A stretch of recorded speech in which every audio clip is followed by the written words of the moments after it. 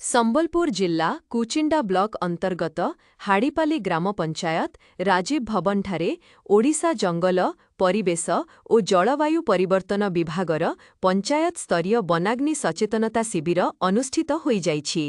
ହାଡ଼ିପାଲି ଗ୍ରାମ ପଞ୍ଚାୟତ ସରପଞ୍ଚ ମନ୍ଦାକିନୀ ନାୟକଙ୍କ ଅଧ୍ୟକ୍ଷତାରେ ହୋଇଥିବା କାର୍ଯ୍ୟକ୍ରମରେ କୁଚିଣ୍ଡା ବନାଞ୍ଚଳ ଅଧିକାରିଣୀ ଲେଖାରାଣୀ ମହାନନ୍ଦ ଯୋଗଦେଇ ଜନସାଧାରଣଙ୍କୁ ଜଙ୍ଗଲରେ ନିଆଁ ନ ଲଗାଇବାକୁ ଅନୁରୋଧ କରିଥିଲେ।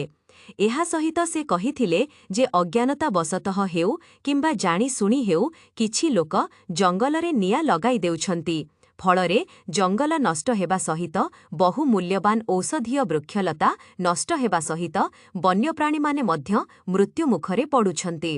ଏହାଦ୍ୱାରା ପ୍ରକୃତି ତାର ଭାରସାମ୍ୟ ହରାଇ ବସୁଛି ଓ ଏହା ଫଳରେ ନାନା ପ୍ରକାରର ପ୍ରାକୃତିକ ସମସ୍ୟା ସୃଷ୍ଟି ହୋଇ ଜନସାଧାରଣ ହଇରାଣ ହେଉଛନ୍ତି। ଜଙ୍ଗଲରେ ନିଆଁ ଲାଗିଥିଲେ ବନ ବିଭାଗକୁ ଖବର ଦେବା ସହ ଲିଭାଇବାକୁ ଉଦ୍ୟମ କରିବେ ବୋଲି ନିବେଦନ କରିଥିଲେ। ଏହି ବନାଗ୍ନି ସଚେତନତା ଶିବିରରେ ବହୁ ସଂଖ୍ୟାରେ ଅଞ୍ଚଳବାସୀ ଯୋଗଦେଇ ଜଙ୍ଗଲ ସୁରକ୍ଷା ପାଇଁ ଶପଥ ନେଇଥିଲେ।